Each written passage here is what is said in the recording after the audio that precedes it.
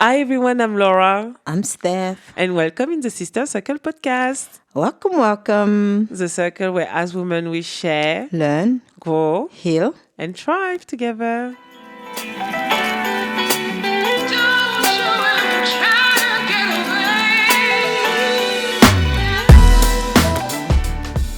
Before we start, I would like to acknowledge the people of the Gadigal country and the Eora Nation on where we are currently recording. I would like to pay my respect to their elders, past and present, as well as future emerging leaders. This has always been and will always be an Aboriginal land. So, what's been going on, Laura?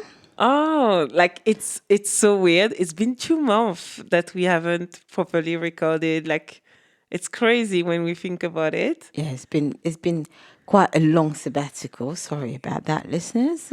I'm quite excited to be back. So yeah. Welcome back and welcome back to the Pulse, everybody. Hope everybody really enjoyed the last episode or this series as a whole. This is the Pulse, the closing of the series of Women and Boundaries, which has been a favorite of mine, particularly because I think boundaries are very important for just a human existence. Just for individuals able to function in a way that feels safe and where you maintain your dignity. yeah, yeah, and like for me, it was really good to listen to this episode because I wasn't there. So it was really great to listen to Kia, like listen to this interview. This story was Oh phenomenal. my God, like exactly. You were like, oh yeah, we should make a book. She should make a book about it. Absolutely. I was literally listening and like, okay, what's happening next? What's happening next? Like, I found that so empowering. Like, to see her like going through her battle and her hurdles and like the way that she was doing it. Yeah. I have quite few women in my network that I know are currently struggling with like quite some difficult relationship or like with abuse at home. Yeah. And I was just like, wow, like what a powerful message. Like you can see someone that has gone through this journey and like be able to like turn it around and Yeah. like honestly she was like it was such a powerful interview. I It was really enjoyed. such a powerful episode. I could not be. I mean, I've known her for a while, and even just listening to her story before, she was just, as she said, part of her boundaries also including having boundaries on herself, like stop. Like she wasn't stopping. Like when I first met her, it was just constant work, 8 hours, drop her kids, and in the middle of that, I used to watch her teach her kid how to tidy up after himself as well. And I was like, how do you have the patience to watch him as he's like, like tidying up and he's making the mistake and at the same time she's teaching her kid to speak Malian, to cartoon in Malian language, cartoon in French. They spoke French at home and English in at school. It was just like, how on earth do you do all of that? Like just watching her used to make me tired. And I found it very interesting how even her go-go mentality, which was very necessary. This is the thing about trauma. Maladaptive behavior or survival behavior that we learn, it works perfectly for a certain amount of time, and then there's a time where we no longer need to function that way. That's when it becomes detrimental. And this is when her kinesiologist said to her, this is the stain. Your body is saying that you Yeah. hate it because this is how you're treating your body. Yeah, yeah. I remember like I'm just got reminded of like what you were saying around like the fact that I think she had an accident, Yeah, wasn't it? yeah, And yeah. then when she went to kind of study a little bit her body, she kind of gather like and like crystallize in her body all the hate that she had for herself, Yeah. like And I don't know if it's hate, but like what was really powerful and what I remember, it was when she was talking about a partner, a new husband that, like, sometimes takes the time to just like rest, sit on the couch. Yeah. And or even like she was like, "Oh, come, people, like just sit on the couch and enjoy." And then she just had to learn that for herself too. Yeah. Like, And even learning that, she was saying it was very difficult for her to learn to do that. She had to, when she had the accident, when she could actually not physically do it. Like she had to be in an accident in order for her to stop and let other people do things for her. but like, this is a trait, and I think that's why, like, I think it's really important to talk about women specifically and boundaries, Yeah. because that's a trait that we find in a lot of women specifically. Yeah. Like this go-go mentality, you need to carry on because there is already all this mental load about taking care of like the household, the kids, and the people that are around you. Like we are like provided this role, like just because we're women. Yeah, and also thinking that somebody else can't do it as good as me. That's different though. Yeah. That's different. And I think that can come from your education, because I don't think, like, like I've seen, if you're the eldest, that can come. When you're the latest in the family, I But don't that's see the that thing, she's much. not the eldest. Remember what she was saying about the hypnotherapy she had, where it was a regression one. She found herself in her room. Her mother had her and her sister a year apart. And she said in the hypnotherapy that she had, she was in her mother's room and she was trying to make herself so So small small. so then her mother wouldn't be too stressed with how demanding her sister was. But that was so powerful for her to see that and choose the hypnotherapy. Like Yeah. and like for me, just like whew, because like I don't know if you remember, like You had a hypnosis. last series I had a hypnose session as well, Yeah. and like so many like whew, breakthrough. When you see yourself like that, that's the first step. First of all, acknowledgement of where we are. This is what I am. You don't even have to do anything about it. Just this is what is. This is what I'm seeing. I don't have to react to it in any negative way or even rush to change it if you don't know how to change it. But just to know, wow, this is what I'm doing. This is how I am. This is what's actually happening unconsciously. Because even though I was saying to her in terms of her marriage, where she was thinking, that was my role, Yeah. that was my, maybe that was my mission or my target, my, what was she saying? Maybe it was my mission to help him in my marriage. I thought, God Almighty, no way! But that's the reality of it, and not to mention that interpretation of her religion that she said made her think that that's it, that's your role, like you Yeah. support your husband through that. Yeah, like interpretation of our religion, but also like the environment as well, like Would have like encouraged that. Her mother and yes, father exactly. were That's pushing her to do that, and this is exactly. it. Is that in the African community? I mean, maybe not just African community, because I think all communities do that. People prefer that the marriage don't break down, but particularly in ethnic minority community, they would prefer if you preserve the situation. I mean, even on our first guest, when we had Auntie Trish, when she was talking about how they want to sort it out themselves, and that's why I did ask, like, how do we know there's no biases here? Because the bias don't have to be towards one person or another.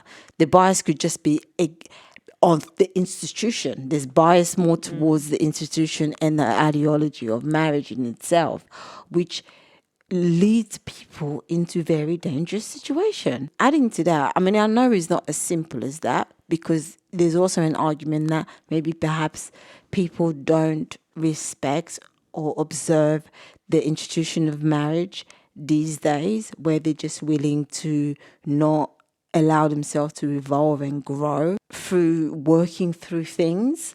They're just ready to throw in the towel. there's that argument as well. But in this particular situation where there were violence, absolutely not. Yeah. Yeah, I agree. Guys actually were enraged by this episode. They were like, Yeah. I wish I was her brother.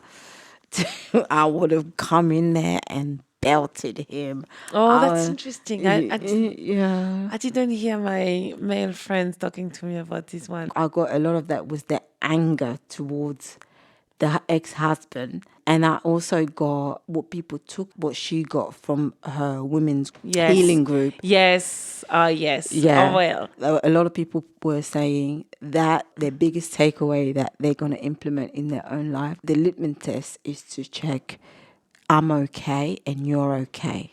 Yeah. That Yeah. I love when she said that. I'm okay, you're okay, and so then we okay. Like it's not about like, yeah, I'm okay, you're not okay, and I can take care of you, or you okay, I'm not okay, so you can take care of me. I love when she mentioned Yeah. that. Or none of us are okay and we're trauma And let's bonding. destroy each other. No, but like for me the last part, I think my key takeaway is that was really insightful to understand how your body is gonna gather every episode that you go through. Yeah. Like all your body is like, you know, Keeping like scores. The body keeps scores. Yeah. exactly. The body keeps scores. There's a beautiful Book. Yeah. Bess of about that. Vandercock. Yeah. Actually, it's not that beautiful. It's quite confronting because it talks a lot about some trauma. But Yeah.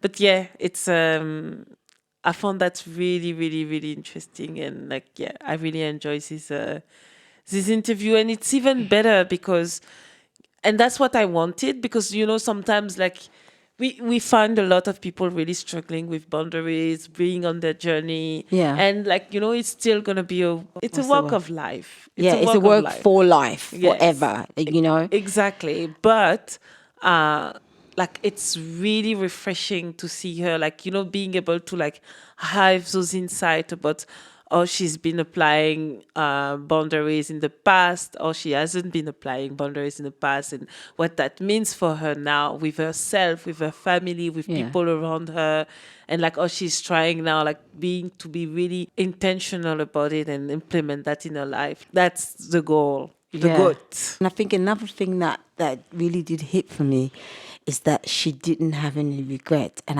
that's one thing to really highlight for people, because to have regret is to assume that you knew better in that given moment, and you didn't know any better. That's you, a good point. You only knew what you knew. You only had those information at the time. So that lesson, I had a client in at the salon today who was saying how he'd cut off all of his hair before after a really bad relationship, and he's 25, and he had cut off all of his hair from a previous relationship, so which would have been like when he was 21, 22. And he said, I regretted it. Of course, at 25, that's what you say. I really regretted going through that experience. I didn't get anything good out of it. Oprah Winfrey says, no experience is ever wasted. No experience is unnecessary. We go through it for a reason. And there's always a nugget for it there. There's always a gem. There's always a lesson, even though it's a repeated lesson. Like there's always a lesson of what we can learn from it. To go through something and wish that you hadn't gone through it, that even puts you in danger of repeating that experience. But the fact that, you know, Kia was saying how she was just so grateful for having that experience. She was in a 6-year custody battle with her ex-husband. 6 years she couldn't leave the country.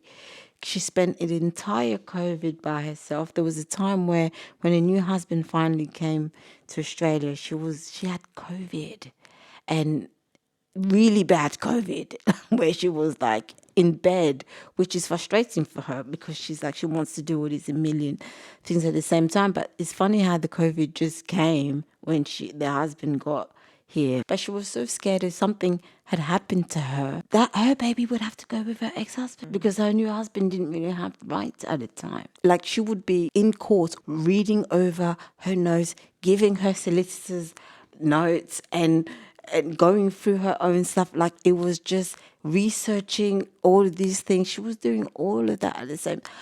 Wow. And then pregnant as well. It's just a lot. Yeah. Yeah. So that's it, guys. It's a beautiful interview. I think it's such an empowering message for women in general, for human in general. Like as you heard, like they even have like we even had some male that were really like touched by her message. Yeah. Like if you haven't had a chance, please listen to this beautiful interview. She's really like a hero, like Steph introduced her at the beginning of the episode. I completely agree. For some of my friend or like we are all friends, all the sisters that are here and that maybe are going through something a bit similar or like that are struggling. I think it's a message of hope as well that it's possible and you can turn that around. Yeah. So I think just if anybody going through anything similar, even if it's not anything similar to her of domestic violence or anything like that, one of the key things that she said, when she knew she was ready to leave that relationship, first thing she did was research what her rights, and one thing for women is to know what your rights are. Like that's the very first things that you should always research. We're living in a time of information. There's plenty of information on the internet. Even if you're wrestling with the idea of leaving, not knowing what resources that you have available to you, you could always ask the questions. Just ask, even just if you ask the very question, Google, Gemini, ChatGPT would have some information for you. Copilot too. Yeah, would have some information for you to let you know who you can speak to begin that journey, like to begin that process of creating that boundary for that type of situation in particular. I think it's a good point. Like in just to digress a little bit, I've seen often when people feel like like when they're going through like some issues or some big life event, like people feel really incapacitated. It's really interesting because you're on the other side, so you're just looking at it and you're maybe a bit more objective. You can grasp that there is like, okay, you can go to this avenue or this other avenue, while like people like they just look at a really near perimeter and remit and they just don't see any way to like get Get out, yeah. get out, while like sometimes it's quite you can see those things for people and it can even be frustrating. So like it's really important to always be like I want to say it must be hard, right? So it's easy for me to say, but like it's really important to rely on like okay, let's check at resources, let's check at talking to people as well, like it can expand your horizon. And yes, there is always a solution. There is always a solution, and asking questions. Don't just give yourself the limitation. Like I hear this all the time as a therapist, where people go, like, I can't do this because of this. It's almost Exactly. like you put a full stop. You're at the- limiting yourself. You put it. So you created a story, a narrative, and then you put it to. So there's no other options for you. When all you have to do is ask the question, what are my options? And you ask it find the biggest database you can find to ask that question. Don't go to your brain, because your brain only know what it knows. Yeah. And that's very limited. So go to a larger, where people have put different things in, and just search and look for something, because especially safety. And I think that's before you implement boundaries, whatever, just being safe. And I think for Kia, in that situation, she and her baby were no longer safe. Yeah. So she had to get out, and she got out. And then learn the rest after. She didn't even know that she was, trigger alert, being raped until the police told her. Yeah. You know? That's not the first time I heard a story like that, to be honest. Yeah. I think in the first or second episode, I was talking like my first confrontation of boundaries was really physical. It was really about you cannot be touched. You cannot be like, that was like what I've always been told with, at a really, really young age by anyone coming from my mom. And I think it took me a while, like, not I think, for sure, it took me a while to realize that those type of boundaries have been implemented by her because I think like it has been crossed for her at some point.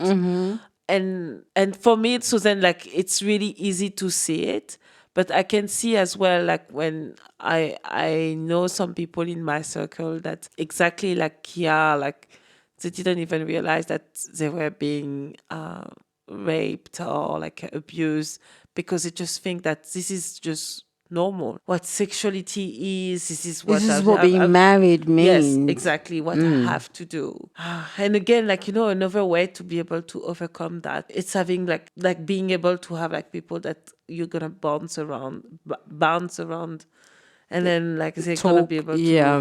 to tell you And like, share information. And that's yeah, why I think women's circles are so important. Like, because we get to share information, share knowledge, and expand our knowledge and our understanding of things, like what's not right, because you have nothing to compare it to if you never speak. I think sexual education is one of the topic that every woman group, from young and older women, should always be able to share those information with young people, older circle of women, to know what is your body, and what feels right, what doesn't feel, what is okay, and and based on how you feel, yeah. what is okay. Not there's no generic okayness about anything. You know, there's hope. There's hope. What don't kill us makes us stronger, I guess. And I think she's most definitely stronger for it. Absolutely. She's stronger for it, and quite optimistic as well about life in general. So, What's been happening with you? Like life, love, work, everything. well, I stopped Bikram. Oh wow. No, I haven't really stopped. I'm going to be doing like once a week, maybe, as Why did you? because I wanted to go back to Vinyasa yoga. That's just more, I find that a lot more gentler, and just the studio had a lot more yin classes. I'm more into at the moment just being more in tune. Bikram is really good for stretching and is really mind or whatever, but I wanted a gentler approach to self, a more meditative practice in yoga. So I've been doing vinyasa in the morning, and when I can, if I'm not working too late, I'll do yin yoga in the evening. And the yin is very soft and it's very gentle, and I feel really in tune, like in with my body, without any aggressive or sweating. It's not hot or anything like that. So Do you still feel like you're relaxed, or like, no, I'm not relaxed, but do you feel like, because I remember you were telling me that, you know, when you don't do Bikram, you're like feeling like you're stiff, like your yeah, but back is hurting. yeah, that's no movement at all. No, it doesn't feel like that at all, because I'm doing vinyasa yoga, so there's a lot of stretching. So it's not as intense stretching as Bikram, but there's still a lot of stretching that's But I was happening. thinking, like, every time I do the yin, I love it because I fall asleep at the class. Yeah, so this is it. So it's really, it gets you into that really mellow. It's a natural form of relaxation, rather like where people sometimes might take, like, I don't know, Valium or something, or gummies. I think yin does that for me. Yeah, so that, and I've been reading. My God, I've read like 2 books in 2 weeks. Oh, what have you been reading? I'm reading a book at the moment called Trust. I've got 80 pages left on it. Trust? Yeah, it's by this American life coach called African American life coach called Ian Van Zandt, and it gives this 4 elements of trust that everybody needs: trust in yourself, trust in God, trust life, and trust others. And this is how you would be able to safely function in the world if you learn how to develop trust in yourself, knowing that I can trust myself to not let myself down. So you know that you can trust yourself in any given situation, including if I'm in a situation, this is the great topic, like boundary. For instance, if I'm in a situation where I know it doesn't feel right, and even if I think I've gone in too deep, for the minute I realize I can trust myself to get out. And trusting God, it just means trusting that sometime when you cannot do anything, like you've done all that you can, you surrender that God is going to take care of it because you've done all that you can. Sometimes it's just about having to surrender and wait and know and trust that everything always works out for me. Even if no matter what happens, I would be okay. And trusting life experiences, trusting that in this experience that I'm having to life, it has to be trusting life and trusting God is pretty much the same, or trusting nature to know that things always inevitably change. So this will turn around, and trusting others, that's the big one. Trusting others to do what the person is going to do, not hoping someone would do something different, because that's when you. Do you need to have trust though? Yes, as in no, trusting others doesn't mean that I trust you. For example, I had a story today in a salon. One of my clients was saying how his brother's wife had gave him sold her business, a salon as well, sold her business, and were going to put that money towards buying their house. But the man had taken that money and used it on OnlyFans. Oh The man, whole lot, right? And so ridiculous. the client was saying, my brother, he's a waste of space. He's this, and he was telling me all of this, his past issue with his brothers, like how his brother always felt like, his mother didn't like his mother stole his childhood from him by making him babysit these kids while she was working night shift and stuff like that when he was a teenager. Like, so it feels like he's been, shortchanged. So he'd always do things because he feels like life has been unfair to him. Now, trusting others means that you spend enough time with people for them to have shown you who they are.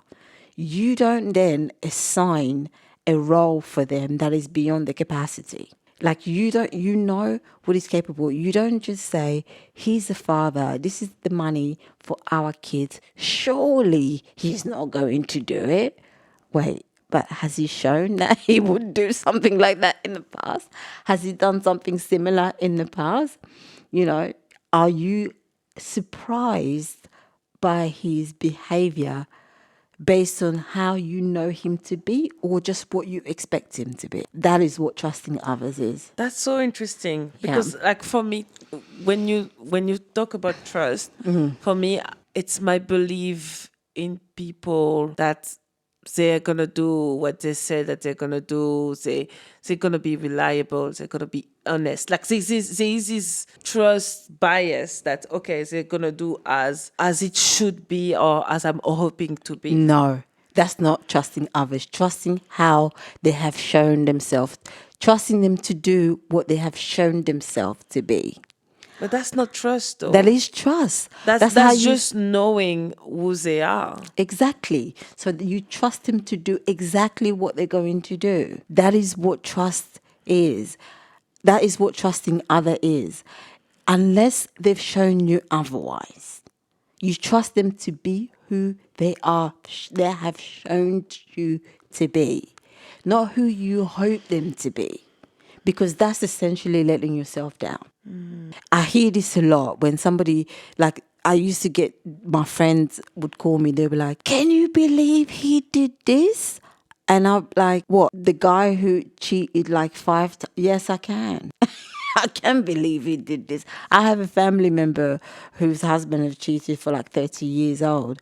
And they were like, and then I had to say, to like, at this point, is it cheating? Like at this point, is it? Do you know what I mean? The 30 years I've known this to be happening all along. Are we still calling it that? Yeah. Okay, maybe like I don't know, like that. Maybe my English is limited in that because for me, trust, like when I'm thinking of a trust, I'm like, there is this good intention from people. Otherwise, that's why there is no trust. Because in the example that you're telling me, it cannot be no trust because there is this person and it's what who they are and what There's they only no provide to you. there's only no trust if somebody says to me, "Do you trust me?" For instance, I'll be like, Depends on what. I had an incident where I let a friend stay in my apartment and I gave him a condition that you can't drink here because he had a history of suicide after drinking too much and his brain chemicals and all that stuff. And I was like, if you're going to stay here, he came out of rehab. If you're going to stay here, you mustn't drink. And he was like, yeah, I won't drink and stuff. And I caught him drinking. And I just thought I shouldn't have let him stay. He's an addict. He did what addicts do. But okay, in that situation, did you Yeah. trust him? Well, yeah, but it's me. It's my fault. He's an addict But no, why would it be your fault? Like, because he's an addict. but like, Of course, he's gonna say I'm not gonna drink because he wants to stay. Yeah. okay, well, okay, I got that, and so then like with this trust, like what was your key takeaway? Like, is that something that has changed for you since you've been reading Well, no, this? because it's no, because I over the years, that's what I did. It was more a confirmation because the hardest thing for me to implement this thing is it always has been with my family, and because they're so vast, there's different people to deal with. It would be easier if I just had like two brothers and sisters and a mum and dad and one auntie or something like that, because it wouldn't be repeating this process with so many different people, because there's so many different people and people come at me when we're older like this, people contact you for different channels. It's not like you're sitting there having a bloody family meeting and people suggest whatever and everything gets spoken that people contact you on Facebook, people contact you on Instagram in their own channels, your WhatsApp or whatever. So to then have to do this with every single member of my family based on how I know them to be and to implement is difficult because Why would it be? I think it would be so easier if I go with or you explain it to me. It's so easier because you take people as they are and you're not putting do. expectation on There them. is no, what is difficult is saying things like no. Because when people come up to you and say, can you help me with this? I really need this. And sometimes you think you're good for it. For example, I have an example. My brother asked me last year to lend him 10 grand and stuff, and he had this. It's not like I don't trust him to give me back the money. I trust him to give him back the money. But for me, I just thought that I'll be putting him in a very difficult situation where I know that that proposal of the business that he had, it wasn't going to work. So for him then to have to pay me back that 10 grand, it's just going to put him in a difficult situation. I just trusted that he wasn't going to be able to make that work. So it was no. And it's so funny. The book I read in the previous week was The Richest Man in Babylon. And it was saying exactly that too, where, the gold lender had a guy who came to him for advice, and the guy was my brother-in-law, has asked me to lend him this much gold for his business, for him and my sister. And the gold lender said, is the business he's going into, is that his field? Is he knowledgeable in that? Does he know merchandising? Does he know about camels or whatever it was at that time? Does he know about, is he a professional at it? Is it his skill? If he's not, if he just think that this is what's going to get me because he's just, want to throw his money into something, then I wouldn't lend him the money, because as much as he believes that he's going to make it work, he's emotional about it, where you're an outsider and you're looking at it and you're thinking, I don't think this is going to work. So I'm not going to lend you money because you can't give me my money back when I want it. Yeah, that's interesting because there's so many example of, those people, like they always talk about, for example, J.K. Rowling. Like she sent Harry Potter to so many editors and no one trusted that it was going to be a good book. And look at her being successful.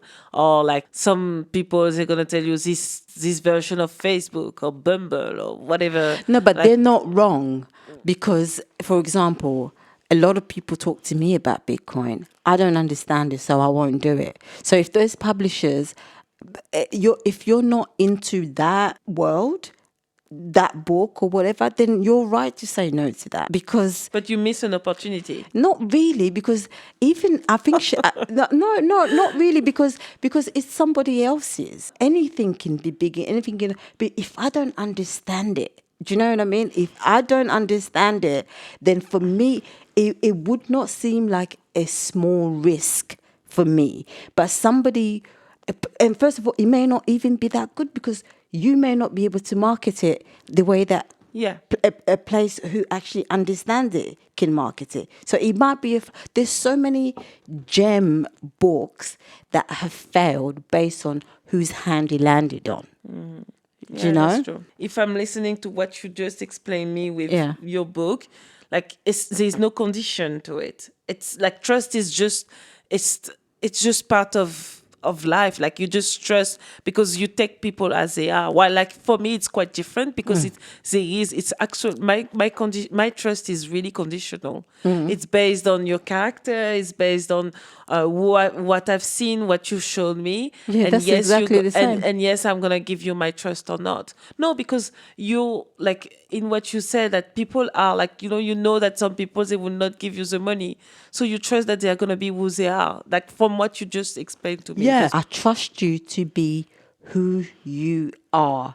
So, which means that if who you are is somebody who is committed and somebody, for example, if you're not coming, you're going to call and you're going to let me know, you're going to give me heads up and stuff. I trust you to do that. But if you're not coming and you're not somebody who's going to call and then I get all emotional and say, how can you fucking not come to my party? You really let me down and everything. And that's like, yeah. What did you expect from me? Yeah. I'm a I didn't. Scorpio. But like we need to be really careful with that because then after people are like, yeah, but that's all I am, and you just take it as it is. But And then I won't trust you with certain things. And then you might say, oh, so how come you didn't invite me with that? How come you didn't ask me to do it? How come you didn't ask me to be your maid of honor? Yeah, that's it, really. All right, everybody, we've come to a close. Thank you for listening. That is the close of this week's circle, not just this week's circle, and the closing of the series of Women and Boundaries. If you haven't listened to it, do go back and listen to the first 3 episodes. They're very good. I've been getting really good feedbacks from people who are still catching up on episode 1. Yeah, they're very good episodes. So do check them out and tell us what you think and share with us what you think about our guest episode as well. And also check out all the other amazing series that we've done there on the playlist. But if you have taken anything from this particular Pulse conversation, let us know in the comment section. If you have any questions you'd like us our opinion on, you can email us on thisisthecirclepodcast@gmail.com or Instagram DM. Join us next week in a new circle. Until then, you go and have yourself a great week. Bye.